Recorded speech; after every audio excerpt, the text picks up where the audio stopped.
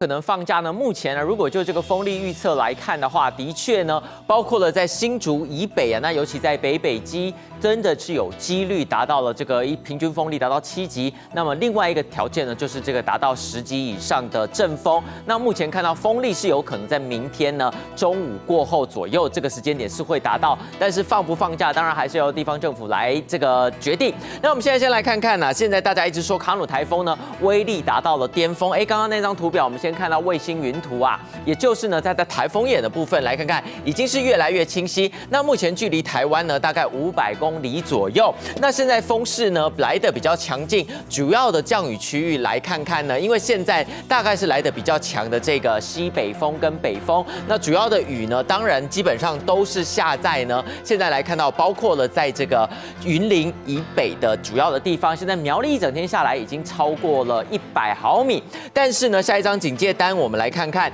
基本上现在距离台湾的这个中心呢，大概是500公里左右。时间点我们落在礼拜3跟礼拜4、礼拜5来讲，好，这一条线目前看到它呢是会持续的偏西，礼拜3的时间点持续向西，而礼拜4的时间点呢，从这里开始它会稍微有一点点的停滞，礼拜5呢才会持续的往北边来移动。因此现在的关键就在于呢，我们来看到它的暴风圈半径呢，目前是维持在280公里左右，是一颗蛮胖的台风。那虽然现在海上的警戒范围呢只有东部跟东北部的海岸，但是呢，当然随着它持续的往西边来扩的过程当中，只要稍稍这个象限呢往南偏一点点，或者往西的象限再多一点点，它距离台湾呢所碰触到的7级风半径，也就是刚刚讲的停班停课的这个标准，会不会达到呢平均的7级阵风？这个范围就会越来越大。不过目前所看起来，大概就在它的中心呢，来到这里的时候，大概这个时间点来到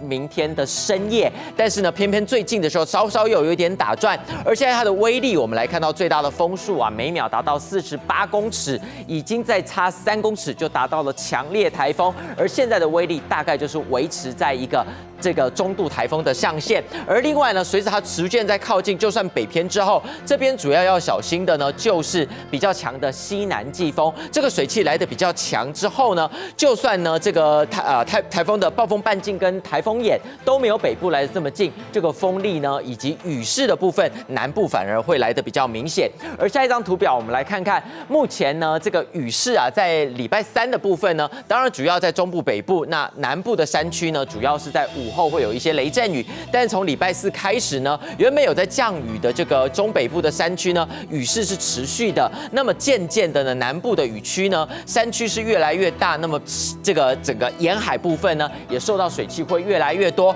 比较特别的，大家说过去台风天的影响大概1天2天，但是呢，来看看第5天到第7天了，都已经1个礼拜了。这个颜色主要就是因为台风过境之后，整个风场大改变红色区域的部分来看看呢，包括在嘉义以南都会有蛮明显的降雨，其中红色的部分呢，就尤其呢在台南、高雄跟屏东，尤其在山区要小心蛮可观的这个累积雨量。而另外再来看看呢，未来一整周的这个降雨的部分，雨量累积今天呢，红色的部分包括了在这个苗栗的头屋已经超过了100毫米，新竹宝山、桃园复兴以及彰化的线西跟这个台中龙井，大概都已经超过了豪雨的等级。下一张图表我们再来看看呢，好，主要就是要提醒大家，今天呢礼拜2、礼拜3基本上都只是外围环流而已。那么礼拜4跟礼拜5跟礼拜6，也就是就算呢这个北台湾雨势逐渐在减少，南部会逐渐累积的越来越明显。以上是这一节台风快报，我们再把时间交还给晨曦。